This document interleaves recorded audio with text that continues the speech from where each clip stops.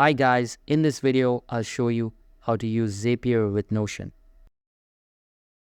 First, open any preferred browser and search for Zapier. Then open the official Zapier website and make sure to sign into your account. After signing in, you will be redirected to the Zapier homepage. On the left side menu, you'll see an Apps feature. Click on that and a new page will load up. This is where you can connect various apps to Zapier.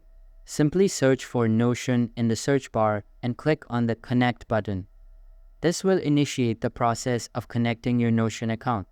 You will then be required to sign into your Notion account. After signing in, you will need to click on the Select Pages button and select Allow Access.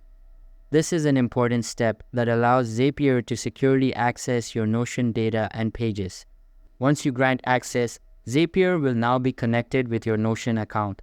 You can start creating automation zaps that trigger actions between Notion and other apps. For example, you can set up a zap that automatically creates a new Notion page whenever a new lead is added to your CRM.